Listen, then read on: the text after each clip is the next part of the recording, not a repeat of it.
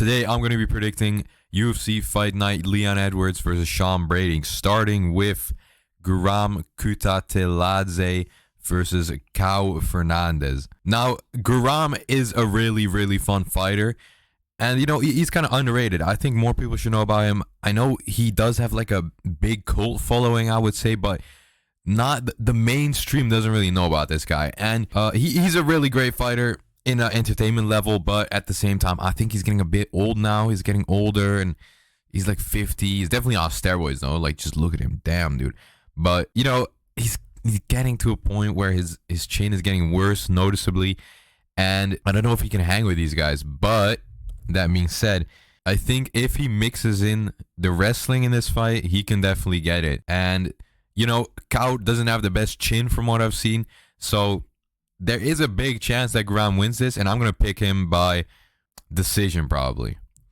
Then we have Nathan Fletcher versus Kaulan Logren. Look, dude, I didn't predict nor recap UFC Fight Night Marvin Vettori versus Roman Dolidze because holy shit, I didn't even watch that card. I think I watched a couple of fights. Maybe I watched like the heavyweight. I don't remember actually, but that card, dude, that was just depressing. It actually demotivated me to make this video. I was contemplating whether I was gonna make this video or not because look, this card isn't that great either. But there's some things I want to talk about, so I'm still gonna make it. Nathan versus Kaulan. I'm picking Fletcher by submission. I don't know, man. Kaulan, he's kind of been exposed, I would say. Like he was doing good in LFA, but you know, I think he's kind of been exposed in the UFC, and I think Nathan definitely has what it takes to, you know, get him cut from the UFC. So Nathan Fletcher by submission. This is gonna be a short video. I don't have a lot to say about some of these fights. Next up is Shauna Bannon versus Pooja Tomar. So I don't know. I'm not sure if Anshul Jubilee is getting cut. Okay, I'm not sure about that, but if he is, then I think this is the only remaining Indian UFC fighter, Pooja, and you know, I gotta pick Shauna to win this one because we all know those Indian promotions, they're kind of can-crushing promotions, and I just don't trust Pooja to, you know, have any skill, to be honest. And Shauna not either, really, but, you know, just a little more. Then we have an exciting fight here, Christian Leroy Duncan versus Andrei Pulaev. Listen, I'm picking Pulaev to win this by decision. I think he's got it. I know Christian Leroy is good, but listen, Andrei Pulaev, he's good. He's up and coming right now. He came off a good performance on Dana White Contender Series. I don't want to hear it. That was a good performance. I think he's taking this one. Because Christian is like on a, I don't know, man. He lost to two decently good guys. I mean, Armin Petrosian is now being cut from the UFC. He was good. I don't think he should have been cut. And Gregory Rodriguez kind of got exposed by Jared Cannonier. I just don't see Pulaev losing this. I think he's got what it takes. He's good. I think he's good enough on the ground to just win this on the ground, right?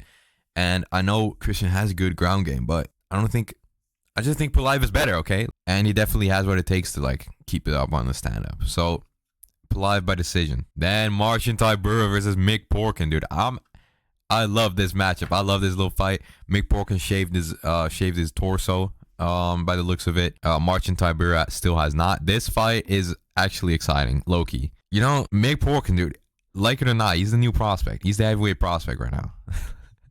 Like it or not, dude. You know, he's beating some decent guys already. This is a really big step up, that's for sure. But, I mean, come on, Marcin Tybura. It's fucking Marcin Tybura, okay? Listen, it's Marcin Tybura, okay? Come on. It's heavyweight, okay? Mick Porkin at least has a little bit of skill. And he's winning this probably by decision because I don't know, man.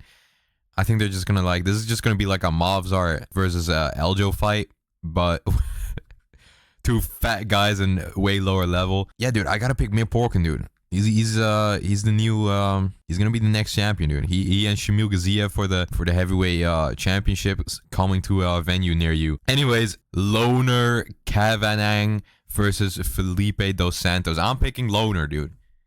This guy, I had no fucking clue who he was. He was listed as Chinese on his Tapology. I had no idea who this guy was, but I saw some interviews. I like this guy now. I like the guy. I hope he wins this. And I think he wins this. I think he wins this by KO. You know, Felipe Dos Santos got beat by two pretty good strikers. I mean, Andre Fili, dude. You don't want to lose to Andre Fili. Let's be honest here. He got submitted by the Vitiligo guy. But Loner, he kind of is a beast, dude. I watched some of his fights. He looks very good. His striking is very crisp. Very talented guy. So I'm picking him. And you know, for flyweight, he has some power. Is this even flyweight? What is their weight listed as 135 when they're... Isn't this a flyweight? Yeah, it's... What the fuck? What? UFC, get your shit together, dude. What the fuck? Anyways, I'm picking Loner by KO. I think in round 2, I think he gets it done. Then we got Jai Herbert versus Chris Padilla. This is a good fight. You know, you have Jai Herbert, famous from head kicking Ilia Topuria, and you have Chris Padilla, famous from... I don't really know, actually. I guess he beat Rangju, right? Rangju is a nice win. Anyways, I'm saying Jai Herbert by decision. I think he just, you know, he just does what he always does. Gets a little boring. He's a boring fighter, let's just be honest. But he is a good boring fighter. He's like Leon Edwards, but, you know, a little bit more trash. I think he gets it done. I think his range advantage in this fight is really a big factor, you know, their heights. Big discrepancy there. And Jai really knows how to keep his distance, you know, keep it rangy. So, you know, I think he takes this. I think he's an underdog, but I think this should be like near even. But, you know, I think Jai edges it out. Probably like a split decision. Maybe they're going to cry about it. Maybe Chris is going to wrestle. I'm not sure about this one. But I'm picking Jai Herbert by decision. Then we have Nathaniel Wood versus Morgan Charrier. This is a good fight, dude. Who doesn't love Nathaniel Wood? And, you know, Morgan Charrier, he's a good fighter too. I think Nathaniel Wood is taking this by decision. All these fights are decision, by the way. Come on, dude. Almost all these fights are guaranteed decision. There's only a couple like really exciting fights from, you know, just thinking about what the fight is going to be like. This card, dude. I don't know, man. You can't just put a billion English NPCs on a card and call it a day, right? I'm not gonna pretend to be some hardcore, okay? I don't even know half these guys fighting on this. I don't follow like the English UFC prospect scene, okay? This card is just so ass. But it's short. I'm European. It's at a nice time for me. And, you know, it has Jan and Carlos Ulberg, so I'm definitely gonna be watching it. I'm picking Nathaniel Wood by decision, you know. He's only lost to Mohamed Naimov in the UFC, I think. That's not an embarrassing loss. That's a good loss considering how he performed in that fight too. And Morgan Charrier, he's a good fighter too. These are both pretty good guys. You know, I don't think they're top 10 level, both of them, but I think Nathaniel Wood is just a little better. Then we have Jordan Vucenic versus Chris Duncan. This guy, dude, the fucking tattoos. I can just imagine him thirst trapping like 12-year-old girls on TikTok or something, you know? Talking about book talk. Oh my god, dude. Anyways, I think Jordan Vucenic is gonna win this. You know, he's the loss to Guram is such a fucking aura loss, dude. Looking like this, going into the UFC at 13-2 and then losing your debut is kind of embarrassing. I'm not even gonna lie. You know, Guram is a good fighter, so I don't blame him. But, you know, come on, dude. Come on. Anyways, I don't think Chris Duncan has what it takes. He beat Balaji okay on the ground. That's the only real thing he has ever done, like, to showcase his ground game. But, you know, Balaji Oki, he come on. I was hyping this guy up, dude. Before the Timothy fight, I was hyping this guy up. He's not it. He just he has zero ground game, and he just throws. He's not really a technical striker. Anyways, I'm picking Jordan Vucenic. I think he definitely has better grappling, way better grappling than Chris Duncan. So I'm picking him by decision. I mean, submission. And yeah, dude, I don't really want to see this fight. Why am I even doing this card, dude? I just have to stay true to the ground, you know?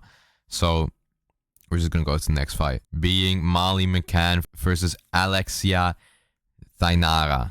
I know this is crazy to say, but I'm picking Molly McCann in this fight. By decision, of course. But, you know, this Alexia woman, she hasn't fought in the UFC yet, and I'm not gonna watch women's MMA voluntary. So I'm not gonna watch some tape of this woman, and I just don't trust in her. Okay, essentially that. Then Molly McCann, dude. What? I don't know why people like just shut the division down, dude. I don't know, man. If you can't listen, dude. So there's some talent in the women's MMA divisions, right? You have like Kayla Harrison, Brock Lesnar, Zhang Weili. Just make one women's division. Is it that hard to just bulk up or cut down 10 pounds? Just make one division so we have at least a little talent in it, right? Just make one division. That's all we need. 2 at the max. Anyways, Molly McCann, dude, she's trash, but I think she's taking this home. Next fight, Gunnar Nelson versus Kevin Holland. This is an exciting fight. I want to see this fight. I love this fight. Gunnar Nelson, he's trash. Come on, dude. He's not winning this. Kevin Holland, people like to clown on him, but he's still a good fighter. He's still a good stand-up fighter, and his ground game actually isn't that bad, right? It isn't that bad. I think he's taking this by KO. Gunnar Nelson, he is a grappler. I know this, but he just isn't good enough. What has he shown you that he is going to take Kevin Holland down? I don't think he's shown us anything. So I think Kevin Holland is taking this, dude. Because, I don't even know how Gunnar Nelson got fights with Gilbert Burns and Leon Edwards. That's kind of crazy. But, dude, this guy isn't good. He's not near top 15 level. And, Kevin Holland, if he actually, if he gets some favorable matchups, he could become top 10. I don't care. I just don't care, okay? That's just true. Gunnar Nelson, dude. Who made this fight? Who did this? Hunter, why did you do this? Come on, dude. Just put Kevin Holland in there with somebody exciting, right? Yeah, Kevin Holland is taking this. I think it's going to be easy. I think he's going to make it look easy, and people are going to be back on the hype train. And, by the time of the next fight, when he gets submitted again, he gets clowned on again. Anyways, Jan Blachowicz versus Carlos Ulberg. This is an exciting fucking fight. This is the people's main event. I love this fight. Listen, you have Jan Blachowicz, one of the best light heavyweights right now. I don't care. He beat Alex Pereira. He beat Ankalaev. He beat the 2 last champions who people say are like undefeatable. Listen, Jan Blachowicz, he's so fucking good, but he's kind of underrated, right? Then you have on the other side Carlos Ulberg, upcoming prospect, KOing a lot of guys. He has a lot of power. I think Dana mainly favors him because he's either in city kickboxing with Israel Adesanya or because he looks good. But this is just an exciting fight because Jan Blachowicz, if he wins this, he gets a title shot again, probably. And if Carlos Ulberg's win it, this is a title elimination bout. This is just who gets the title shot. And either of these guys win, I don't care. Both of them are going to be very exciting to see fight for the title again. Because I think Jan Blachowicz, I think he does lose to Ankalaev. But I think he could win against Pereira in a rematch. And I think he definitely has a chance against Ankalaev again. Carlos Ulberg, I don't really think he has a chance with either of these guys. But it's still going to be exciting, Carlos Ulberg, exciting guy. And the only thing about this fight that I'm worried about is Jan Blachowicz injury. You've seen the pictures, his lats, his shoulders are shrunken down so bad. And he's 43 or something right now. He's really old. His physicality isn't going to come back, right? After the injury, he's lost a lot of physicality due to his surgery and the injury. And he's not going to regain that at this age. And that's what I'm worried about. But I definitely do think he wins this. I definitely do. The injury is the only thing that worries me. But Carlos Ulberg is a very, he just swings, right? He lets his hands go. He doesn't really care for defense all that much. I think Jan Blachowicz is better technically in the striking. And on the ground, it's not even a debate. It's Jan Blachowicz. And, I think Carlos Ulberg, he's very open to leg kicks. And Jan Blachowicz has crazy leg kicks, dude. If he pulls out those leg kicks he always uses, this is not going to be a good night for Carlos.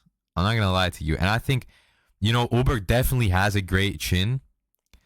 Kennedy just has insane power, right? If you get hit by him, you get knocked out. That's not crazy to get knocked out by him. Listen, Jan Blachowicz has good power. He has really good power, and he can land nasty combinations on you. I think what happens in this fight is Jan Blachowicz, he keeps landing those low kicks hard. And, with that, he mixes in the combinations, and he just keeps landing, big combinations on Ulberg.